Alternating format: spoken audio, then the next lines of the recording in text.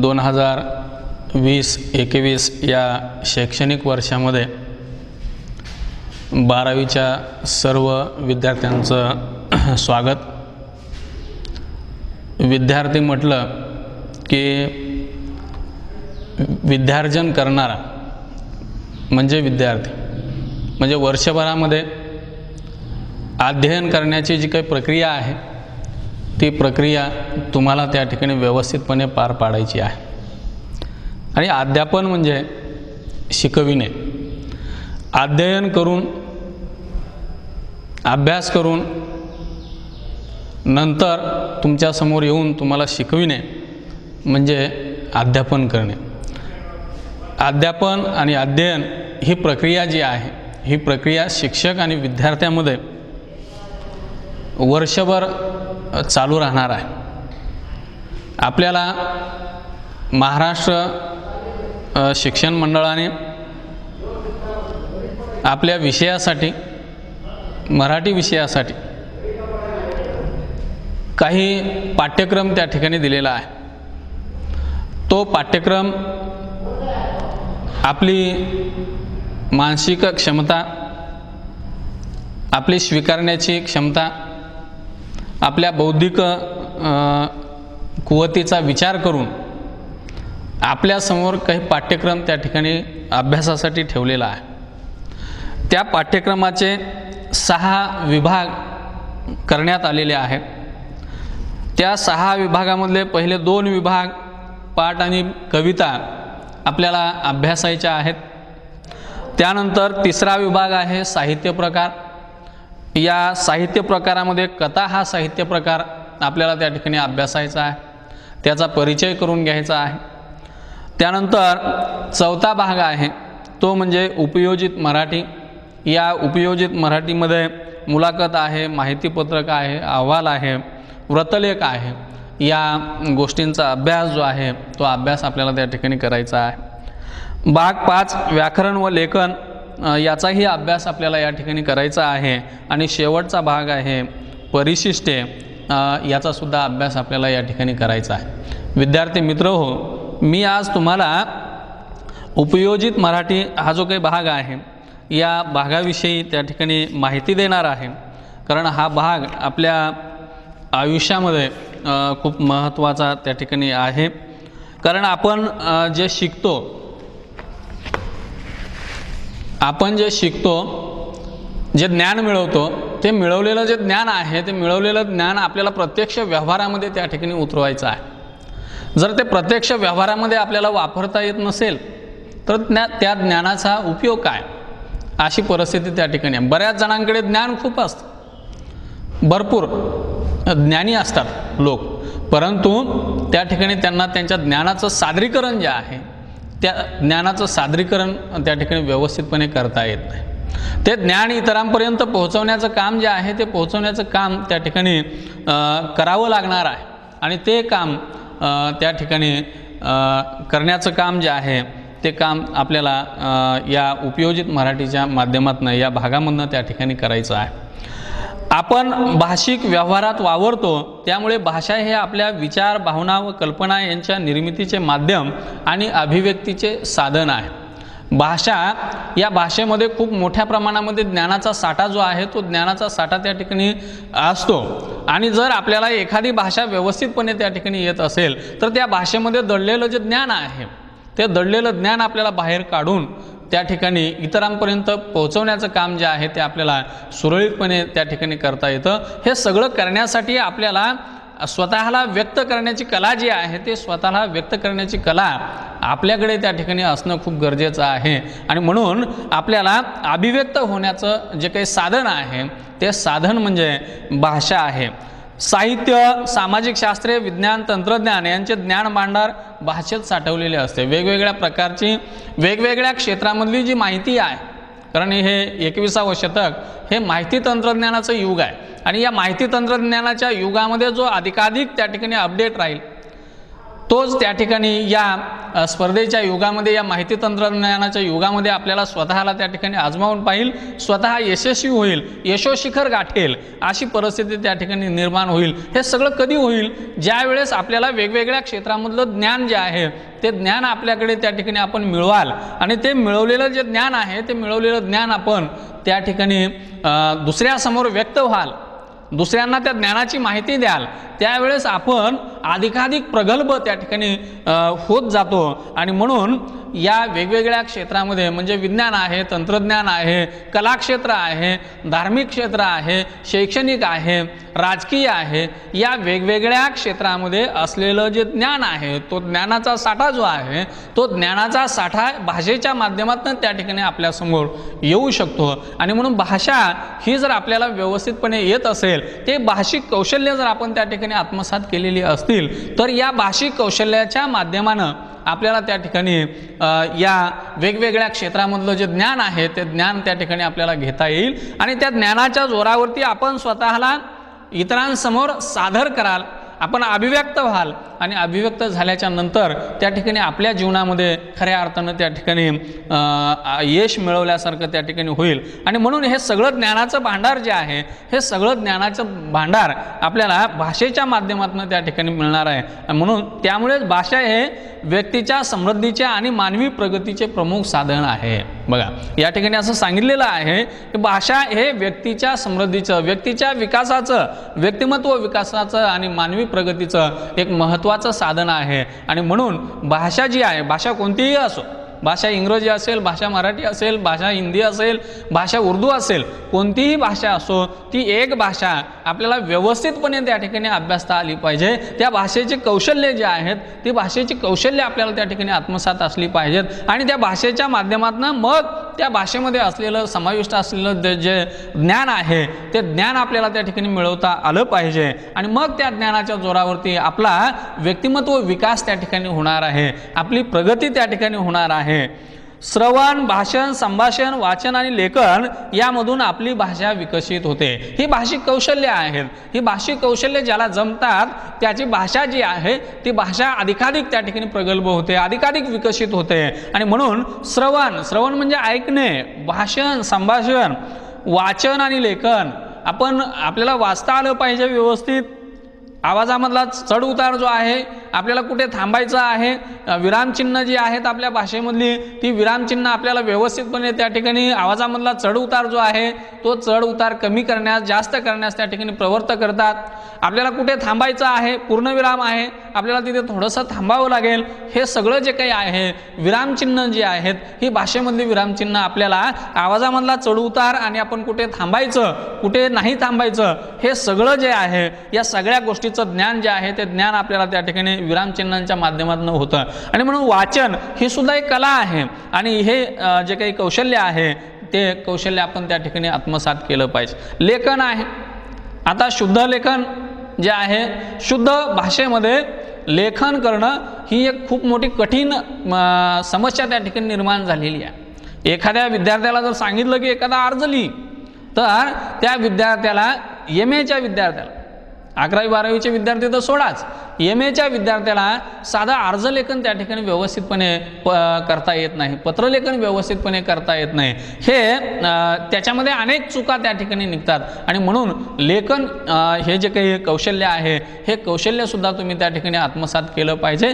त्याच वेळेस तुम्हाला त्या ठिकाणी ही भाषा जी आहे ही भाषा चांगल्या प्रकारे त्या ठिकाणी अवगत होणार आहे. भाषेच्या माध्यमातून आपण संवाद साधतो, अभिव्यक्त होतो, त्याशिवाय अनेक ठिकाणी भाषेचे उपयोजन होते.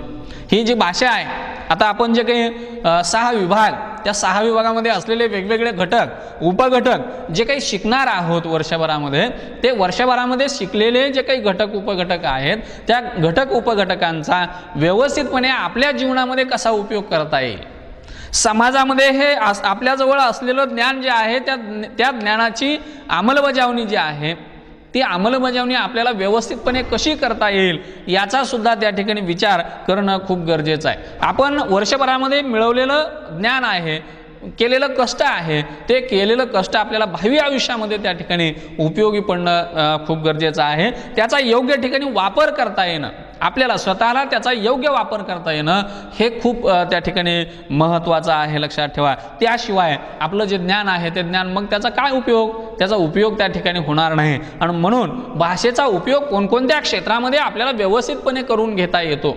आपली जी काही भाषिक कौशल्ये आहेत या कौशल्यांचा विकास आपण त्या ठिकाणी केलेला आहे आणि मग हे विकास केलेला असल्यानंतर आपण त्या ठिकाणी त्या भाषेचा उपयोग कोणत्या क्षेत्रामध्ये त्या ठिकाणी करणार आहोत याचा सुद्धा विचार त्या ठिकाणी आपल्याला करावा लागणार आहे. आपल्या समोर अनेक क्षेत्र आहेत, वेगवेगळी क्षेत्र आहेत आणि हे जग जिंकण्यासाठी असतं मित्र. हे जग जिंकण्यासाठी असतं. जिंकणारा त्या ठिकाणी आवश्यक असतो, जिंकणारा त्या ठिकाणी तयार होणं गरजेचं असतं आणि हा जिंकणारा तयार व्हायचा असेल तर त्या ठिकाणी आपल्याला अभ्यास करावा लागेल. केलेला जो अभ्यास आहे, मिळवलेलं जे ज्ञान आहे त्या ज्ञानाचा योग्य ठिकाणी आपल्याला त्या ठिकाणी वापर करता आला पाहिजे. आणि म्हणून भाषेचं उपयोजन जे आहे ते भाषेचं उपयोजन आपल्याला त्या ठिकाणी करणं त्या ठिकाणी गरजेचं आहे. आपण आत्मसात केलेल्या भाषिक कौशल्यांचा, शब्द भांडारांचा आणि अभिव्यक्ती कौशल्यांचा उपयोग जीवनातील विविध क्षेत्रात करता येणे म्हणजे भाषेचे उपयोजन होय. बघा, भाषा उपयोजित मराठी म्हणजे काय, तर उपयोजित मराठी म्हणजे व्यवहारलक्षी मराठी. व्यवहारामध्ये आपल्याला या भाषेचा उपयोग जो आहे तो उपयोग करता येणं, वेगवेगळ्या क्षेत्रामध्ये त्याचा उपयोग करता येणं हे म्हणजे भाषिक उपयोजन आहे, लक्षात ठेवा. पत्रलेखन आहे, जाहिरात आहे, बातमी लेखन आहे, सूत्रसंचालन आहे, अनुवाद आहे, मुद्रित शोधन आहे, ब्लॉग लेखन आहे, रेडिओ जॉकी आहे, यासारखी भाषेच्या उपयोजनाची क्षेत्रे त्या ठिकाणी तुम्हाला सांगता येतील. समाजाच्या विकासाबरोबर आणि माहिती तंत्रज्ञानाच्या प्रगतीबरोबर भाषेच्या उपयोजनाची क्षेत्रे अधिकाधिक व्यापक आणि विविधांगी होत आहेत. त्यामधून व्यवसायाच्या नवनवीन संधी उपलब्ध आहे. बघा, सगळ्यांसमोर असा प्रश्न असतो की शिकल्यानंतर काय करायचं, नोकरी नाही मिळाली तर काय. म्हणजे आपण शिकतो हे फक्त नोकरी मिळवण्यासाठी शिकतो असाच काहीसा समज जो आहे तो समज या ठिकाणी निर्माण झालेला आहे. आणि मग सगळ्यांना नोकरी मिळणं हे काही शक्य नाही. आता सगळ्यांनी असं ठरवलं, आपण सर्वजण बसलेले आहात समोर आणि या सगळ्या जणांनी असं ठरवलं की आपल्याला कलेक्टर व्हायचं आहे. आता वर्गामध्ये 50 विद्यार्थी आहेत आणि 50 विद्यार्थ्यांना कलेक्टर व्हायचं आहे. बघा, असे 50 विद्यार्थी किती वर्गामध्ये असतील, कुठे कुठे असतील, महाराष्ट्रामध्ये असतील, उत्तर प्रदेशामध्ये असतील, केरळामध्ये असतील, वेगवेगळ्या घटक राज्यामध्ये असतील. एवढे सगळे विद्यार्थी आणि एवढ्या सगळ्या विद्यार्थ्यांनी ठरवलं मला कलेक्टर व्हायचं आहे. आणि कलेक्टर व्हायचं आहे म्हटल्याच्या नंतर मग किती जिल्हे निर्माण करावे लागतील, अडचण आहे, प्रशासनासमोर अडचण आहे. आणि त्याच्यामुळे सगळेच काही कलेक्टर होतील अशातला भाग नाही. परंतु मिळवलेलं जे ज्ञान आहे ते मिळवलेलं ज्ञान वेगवेगळ्या क्षेत्रामध्ये जर आपल्याला वापरता येऊ लागलं तर त्या ठिकाणी नक्कीच त्याचा फायदा जो आहे तो फायदा आपल्याला काही व्यावसायिक संधी ज्या आहेत त्या व्यावसायिक संधी आपण त्या ठिकाणी पाहिलेला आहे. व्यावसायिक संधी कोणकोणत्या आहेत, त्या व्यावसायिक संधी आपल्याला मिळवता येतील. आणि या भाषेचा उपयोग जो आहे तो भाषेचा उपयोग, मिळवलेलं ज्ञान त्याचा उपयोग आपल्या आयुष्यामध्ये त्या ठिकाणी होईल. 12वीच्या वर्गात आपण भाषेच्या उपयोजनाशी संबंधित मुलाखत, माहितीपत्रक, अहवाल आणि वृत्तलेख या 4 घटकांची ओळख करून घेणार आहोत. त्याच्यामध्ये पहिला आहे मुलाखत. आपापल्या क्षेत्रामध्ये उत्तुंग कामगिरी केलेल्या, कर्तृत्वाचा ठसा उमटवलेल्या किंवा आदर्शवत जीवन जगणाऱ्या व्यक्तींच्या मुलाखती आपण वर्तमानपत्रात वाचतो. आता वर्तमानपत्र हे दररोज सकाळी त्या ठिकाणी आपल्याकडे येत असतं, लक्षात ठेवा. त्याच्यामध्ये माहितीचं खूप मोठं भांडार त्या ठिकाणी साठलेलं असतं. वर्तमानपत्राला धावपळीचं साहित्य म्हटलं जातं. आणि हे साहित्य जे आहे, साहित्य म्हणजे समाज जीवनाचा आरसा.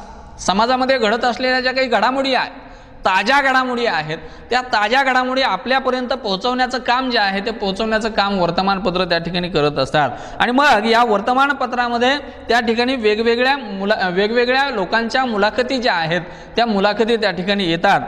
रेडिओवर ऐकतो अथवा दूरदर्शनवर पाहतो, मुलाखत घेणे हे एक वेगळे कौशल्य आहे आणि त्यामधून चांगल्या व्यावसायिक संधीसुद्धा उपलब्ध होऊ शकतात. मुलाखतीचे स्वरूप कसे असते, मुलाखतीसाठी काय पूर्वतयारी करावी लागते, प्रत्यक्ष मुलाखत घेताना कोणकोणत्या बाबीकडे लक्ष द्यावे लागते इत्यादी संबंधीचा अभ्यास आपण मुलाखत या घटकात करणार आहोत. त्यामुळे मुलाखतीकडे चिकित्सकपणे पाहण्याचा दृष्टिकोन आपल्यामध्ये विकसित होईल. या मार्गाने वाटचाल करत गेल्यास आपणही उत्तम मुलाखतकार होऊ शकाल. बघा, मुलाखत कशी घ्यायची, मुलाखत म्हणजे काय, मुलाखत कशी घ्यायची, मुलाखत घेण्यासाठीची पूर्वतयारी कोणती करायची, मुलाखत कोणाची घ्यायची. कोण्याही आयऱ्या गैऱ्याची मुलाखत त्या ठिकाणी घेतल्या जात नाही.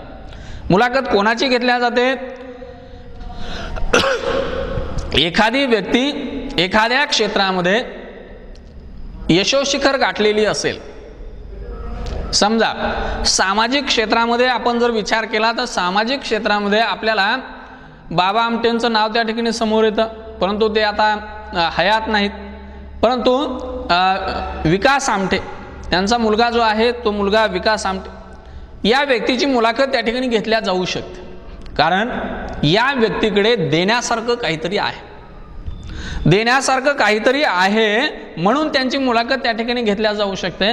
कारण घेणाऱ्याला त्या ठिकाणी त्यांच्याकडनं काहीतरी आवश्यक आहे, काहीतरी घ्यायचं आहे, काहीतरी मिळवायचं आहे आणि म्हणून त्यांची मुलाखत त्या ठिकाणी घेतल्या जाऊ शकते. कारण सामाजिक क्षेत्राचा दांडगा अनुभव जो आहे तो दांडगा अनुभव त्या ठिकाणी विकास आमटे यांच्याकडे आहे आणि म्हणून त्यांची मुलाखत घेतली जाऊ शकते, लक्षात ठेवा. आणि म्हणून वेगवेगळ्या क्षेत्रामध्ये ज्या तज्ज्ञ व्यक्ती आहेत त्या तज्ज्ञ व्यक्तींची मुलाखत जी आहे ती मुलाखत घेतल्या जाऊ शकते आणि त्या मुलाखतीच्या माध्यमातून त्यांची जी काही संघर्ष गाथा आहे, त्यांचा जो काही प्रवास आहे तो प्रवास त्या ठिकाणी आपल्याला समजून येईल, उमजून येईल आणि त्यांचा असलेला जो प्रवास आहे त्या प्रवासासारखा आपला प्रवास होतो की नाही, आपण कुठे कमी आहोत, या सगळ्या गोष्टींचा विचार जो आहे तो विचार आपल्याला त्या ठिकाणी करता येईल.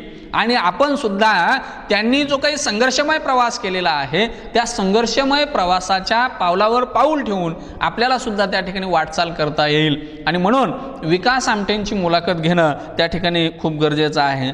खूप मोठे मोठे व्यक्ती त्या ठिकाणी आहेत, त्या व्यक्तींच्या मुलाखती या ठिकाणी घेतल्या जातात. मग त्या कुठे घेतल्या जातात तर त्या वर्तमानपत्रामध्ये येतील, त्या दूरदर्शनवर येतील, त्या नियतकालिकामध्ये येतील, त्या मासिकामध्ये येतील, वेगवेगळ्या ठिकाणी रेडिओवर ते येतील, वेगवेगळ्या ठिकाणी त्या ठिकाणी मुलाखती ज्या आहेत त्या मुलाखती आपण ऐकू शकतो, पाहू शकतो.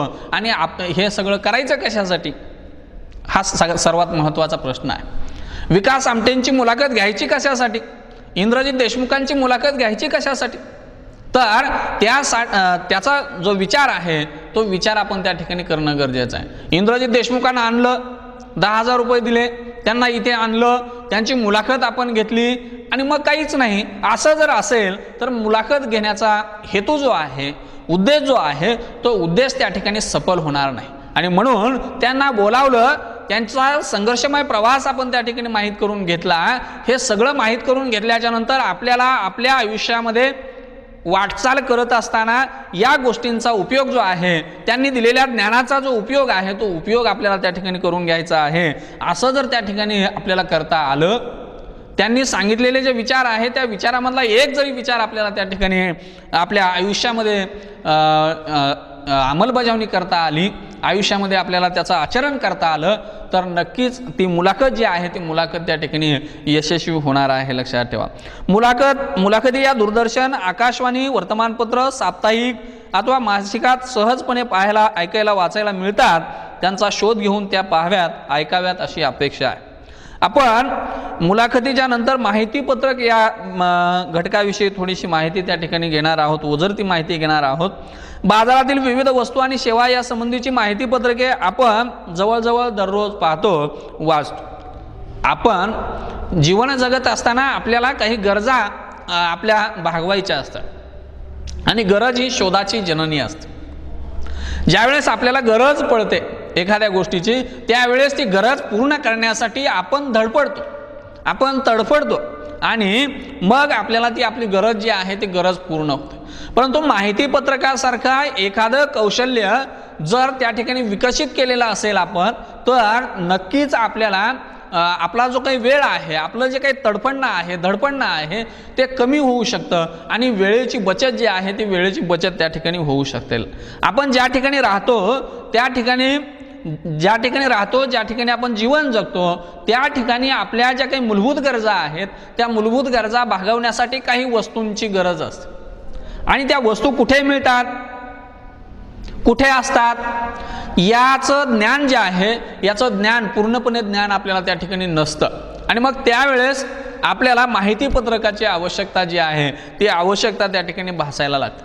किंवा एखादा व्यावसायिक आहे, तो व्यावसायिक त्याच्या जवळ असलेलं जे काही कौशल्य आहे, त्याच्याजवळ असलेलं जे उत्पादन आहे, ते उत्पादन त्या ठिकाणी इतरांपर्यंत पोहोचवायचं असतं, ग्राहक वर्ग शोधायचा असतो आणि मग या ग्राहक वर्गाला लवकरात लवकर आपल्याकडे असलेलं जे उत्पादन आहे ते उत्पादन जर त्या ठिकाणी माहीत करून द्यायचं असेल, ते जर उत्पादन आपल्याला व्यवस्थितपणे चांगल्या किमतीमध्ये खपवायचं असेल, तर आपल्या उत्पादनाचं माहिती जी आहे ती आपल्या उत्पादनाची माहिती व्यवस्थितपणे ग्राहकापर्यंत पोहोचवणं हे खूप महत्त्वाचं काम जे आहे ते महत्त्वाचं काम त्या ठिकाणी करावं लागतं, व्यावसायिकाला करावं लागतं आणि मग ती वस्तू जी आहे ती वस्तू व्यवस्थितपणे त्या ठिकाणी ग्राहकापर्यंत पोहोचते आणि यासाठी माहिती पत्रकाची आवश्यकता जी आहे ती आवश्यकता आपणास त्या ठिकाणी भासते.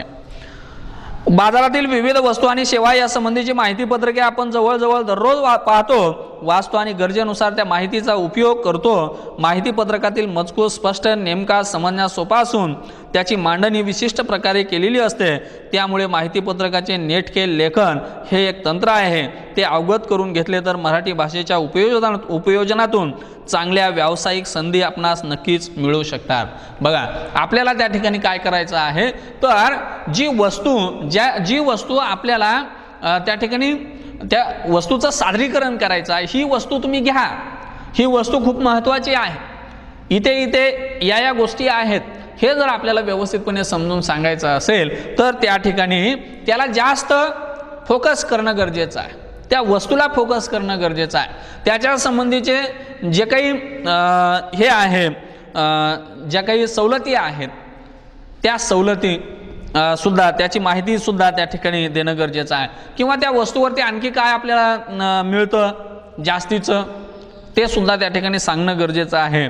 आणि म्हणून माहिती पत्रकाचं लेखन जे आहे ते व्यवस्थितपणे करणं गरजेचं आहे. सामान्यातला सामान्य माणूस ती वस्तू कोणती आहे, ती वस्तू कशासाठी वापरतात, त्या वस्तूचा काय उपयोग आहे, हे सामान्यातल्या सामान्य माणसाला सुद्धा त्या ठिकाणी व्यवस्थितपणे समजलं पाहिजे. अशिक्षित व्यक्ती, त्या अशिक्षित व्यक्तीला सुद्धा त्या ठिकाणी समजलं पाहिजे. आणि म्हणून आता बऱ्याच ठिकाणी असं होऊ लागलेलं आहे की वेगवेगळ्या वस्तूवरती त्या ठिकाणी एक लेबल असतं, एक चिठ्ठी चिटकावलेली असते आणि त्यामध्ये असलेली जी काही वस्तू आहे त्या वस्तूचा उपयोग काय आहे हे सांगितल्या जातं. त्या वस्तूचा उपयोग काय आहे हे सांगून भागणार नाही. त्या वस्तूचा उपयोग जो आहे तो उपयोग कशा पद्धतीने केला पाहिजे, आपण कोणती काळजी, ती वस्तू वापरत असताना कोणती काळजी आपण त्या ठिकाणी घेतली पाहिजे, याची सुद्धा माहिती त्या ठिकाणी असणं खूप गरजेचं आहे. आणि मग हे व्यवस्थितपणे सांगण्याचं काम जे आहे ते सांगण्याचं काम त्या ठिकाणी माहिती पत्रकाच्या माध्यमातून होत असतं. आपल्याकडे जे काही आहे ते आपल्याकडे असलेलं आपण जर दुसऱ्याला नाही सांगितलं तर आपल्याकडे कोणीही ते घ्यायला यायला तयार नाही. लक्षात ठेवा, आपल्याकडे आहे ते इतरांना त्या ठिकाणी माहीत होणं खूप गरजेचं आहे. आपल्याकडे 50% असेल तर ते 50ला 50% माहीत होणं गरजेचं आहे. त्याही पेक्षा थोडंसं फुगून सांगता येईल तर सांगितलं पाहिजे, परंतु ते सगळं त्या ठिकाणी इतरांना माहीत होणं गरजेचं आहे. आपण सुद्धा समाजाच्या काहीतरी उपयोगी येऊ शकतो हे याच्यामधून त्या ठिकाणी ध्वनित होऊ शकतं. ते अवगत करून घेतले तर मराठी भाषेच्या उपयोजनातून चांगल्या व्यावसायिक संधी आपणास नक्कीच मिळू शकतात. माहिती पत्रकाचे स्वरूप कसे असते, ते कसे तयार केले जाते या संबंधीचा तपशील आपणास माहिती पत्रक या घटकातून मिळतो. त्यानुसार तुम्ही नमुन्यादाखल काही माहिती पत्रके तयार करून पाहू शकाल. पुढचा मुद्दा आहे, घटक आहे अहवाल. आता अहवालाच्या बाबतीमध्ये तुम्हाला बऱ्यापैकी माहिती असेल असं मला वाटतं, कारण तुम्ही 12वीच्या वर्गामध्ये त्या ठिकाणी आहात. शाळा असो वा महाविद्यालय, शासकीय कार्यालय असो वा एखादी खाजगी संस्था, त्या ठिकाणी विविध स्वरूपाचे समारंभ कार्यक्रम आयोजित केले जातात.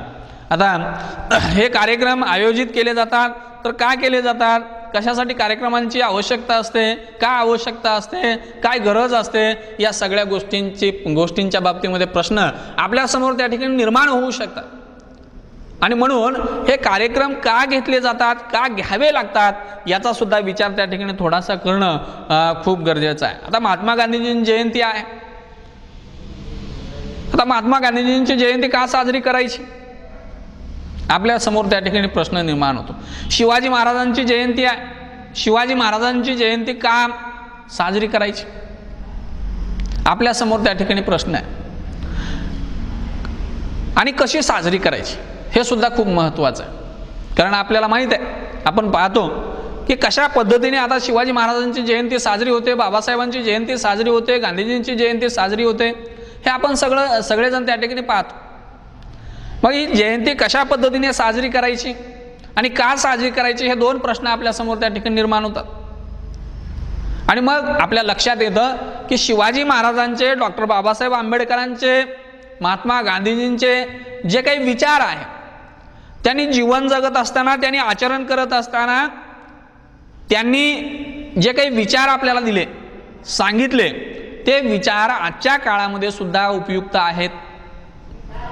आणि मग आजच्या काळामध्ये हे विचार जर उपयुक्त असतील तर मग मात्र आपल्याला जयंती साजरी करावी लागेल. त्या दिवसापुरतं का होईना आपल्याला एखादा व्याख्याता, एखादा भाषण करणारा व्यक्ती आपल्याला त्यांचे विचार जे आहे ते विचार आपल्यापर्यंत त्या ठिकाणी पोहोचवेल आणि मग आपण ते विचार त्या ठिकाणी घेऊ आणि त्या विचारामधला एखादा विचार जरी आपल्याला त्या ठिकाणी आचरणामध्ये आणता आला तरी नक्कीच त्या कार्यक्रमाचं यश जे आहे ते यश त्या ठिकाणी त्या कार्यक्रमाला येईल असं वाटतं.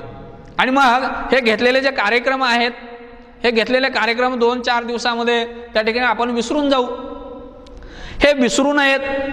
आपण घेतलेले कार्यक्रम आहेत, आपण केलेली मेहनत जी आहे, आपण वेगवेगळे समारंभ आयोजित केलेले आहेत, वेगवेगळ्या मुलाखती आयोजित केलेल्या आहेत, हे सगळं जे आहे हे सगळं आपल्याला निरंतर त्या ठिकाणी आपल्या लक्षात राहावं, अखंडपणे लक्षात राहावं, यासाठी अहवाल ही कला येणं त्या ठिकाणी खूप गरजेचं आहे. हे कौशल्य आत्मसात करून घेणं खूप गरजेचं आहे.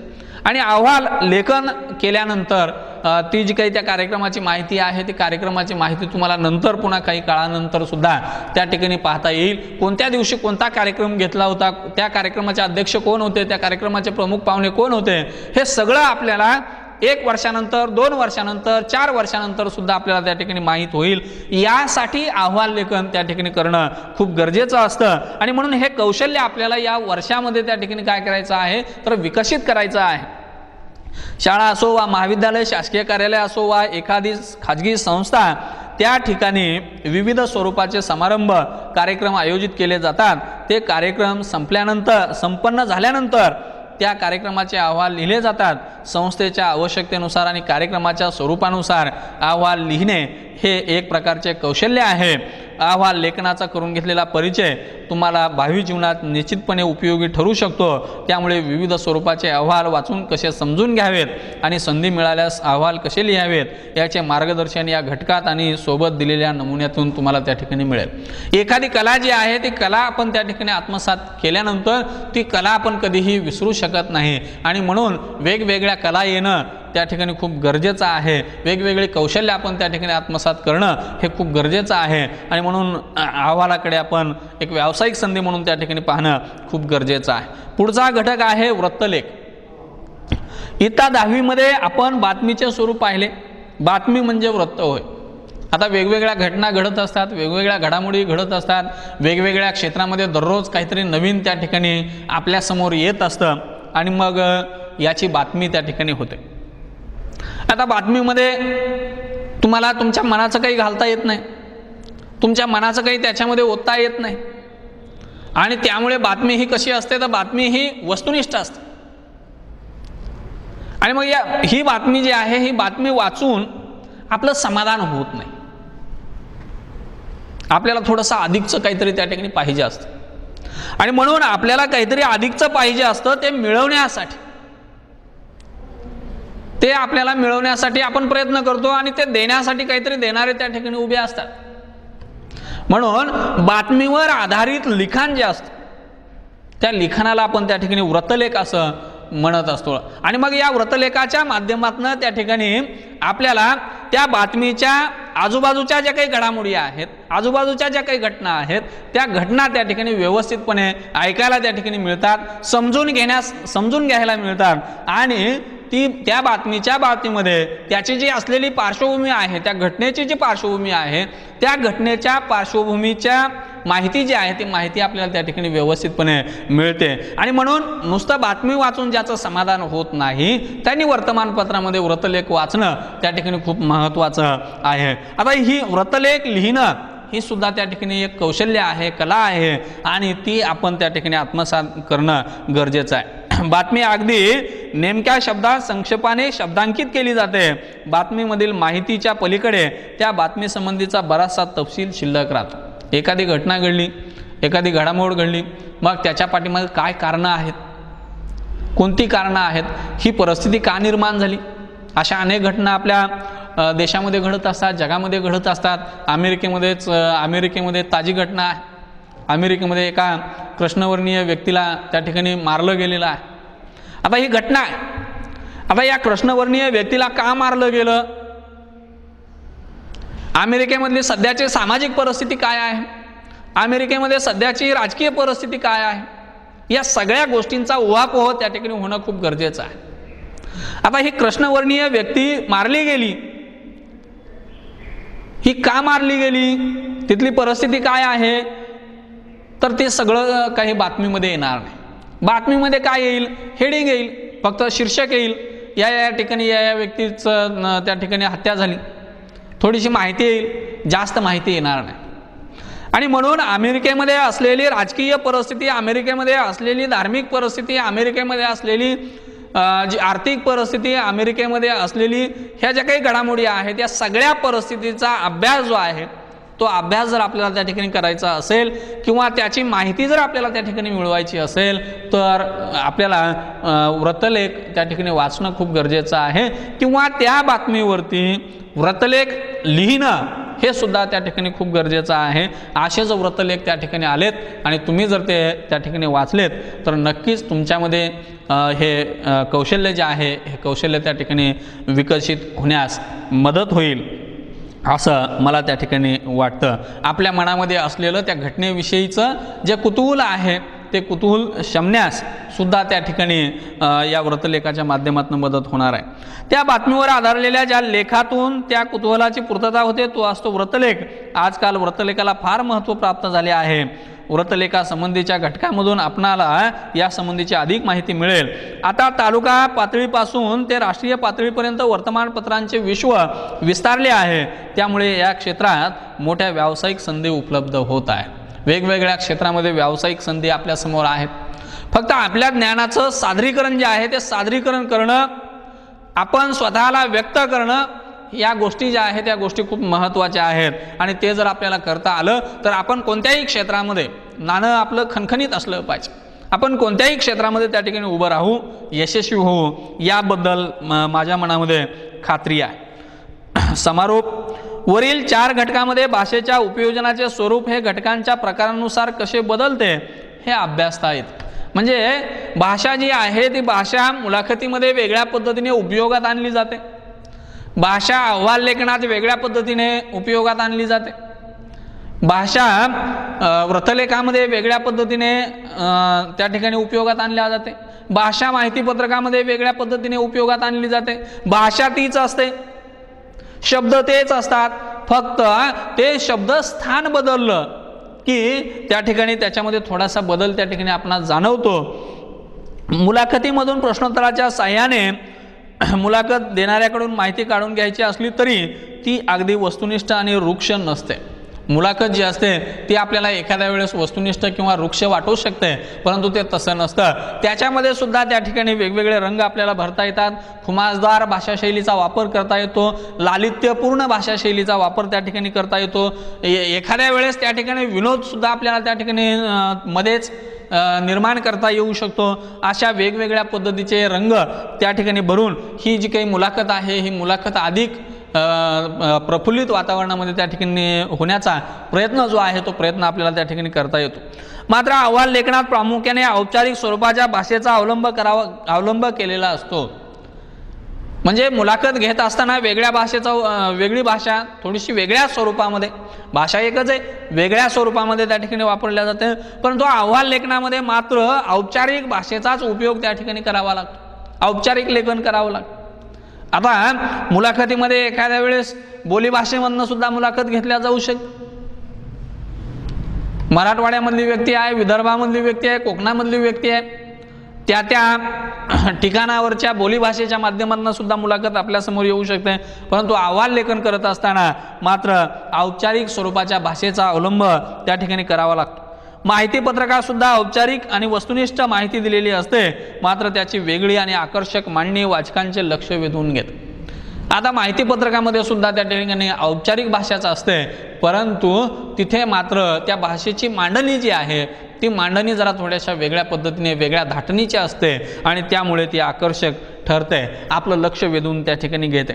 वृत्तलेख बातमीसारखा केवळ वस्तुनिष्ठ नसतो, तर लालित्य, उपरोध, उपहास, विनोद, हलकी फुलकी उदाहरणे यामधून तो वाचनीय स्वरूपात वाचकापुढे येतो. या घटकांच्या अभ्यासातून तुम्हाला तुमच्या आवडीच्या घटकासंबंधीचा अधिक अभ्यास करून त्या संदर्भातील व्यावसायिक संधी मिळवता येतील. आपल्याकडे हे जे काही 4 घटकांची तुम्हाला जी काही ओझरती माहिती त्या ठिकाणी दिलेली आहे, मुलाखत आहे, माहिती पत्रक आहे, अहवाल आहे, वृत्तलेख आहे, या 4 घटकांची ओझरती माहिती जी तुम्हाला मी आज त्या ठिकाणी दिलेली आहे, या माहितीचा उपयोग तुम्हाला तुमच्या आयुष्यामध्ये त्या ठिकाणी नक्कीच होईल असा आशावाद मी या ठिकाणी व्यक्त करतो आणि थोडंसं थांबतो.